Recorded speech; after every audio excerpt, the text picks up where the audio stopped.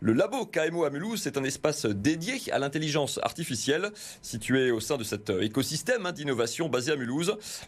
Laboratoire créé il y a un peu plus d'un an maintenant, avec un objectif clair, Monsieur Alievi, accompagner les entreprises dans l'intégration des technologies de l'intelligence artificielle. Très concrètement, pour quel type d'entreprise et pour quels usages? Bonjour.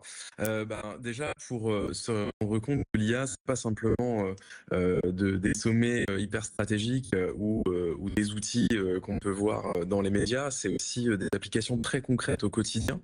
Et les entreprises, elles ont, ce besoin de se dire: «OK, mais qu'est-ce que ça va faire concrètement pour moi? Comment est-ce que je vais pouvoir, accélérer? Comment est-ce que je vais pouvoir gagner en productivité?» Et c'est pour ça qu'on a créé, ce laboratoire, assez ouvert, cet open lab quand on dit, pour pouvoir répondre à cette question-là. Comment est-ce que je fais rentrer cette technologie dans mon quotidien opérationnel? Le message, c'est que l'intelligence artificielle, elle peut servir peut-être pas à toutes les entreprises, mais à presque toutes les entreprises. Presque toutes peuvent y trouver un usage divers ou varié.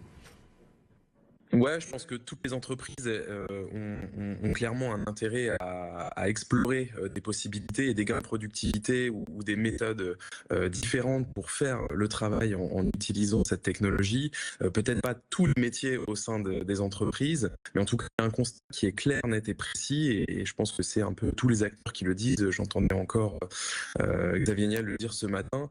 L'IA, ça va pas remplacer l'humain, ça va remplacer l'humain qui ne l'utilise pas.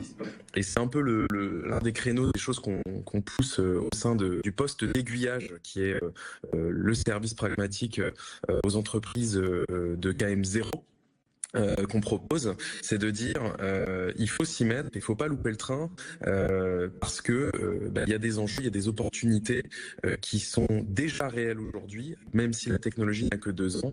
Et donc il faut les anticiper ou en tout cas commencer à rentrer dedans, même si ça devait être simple.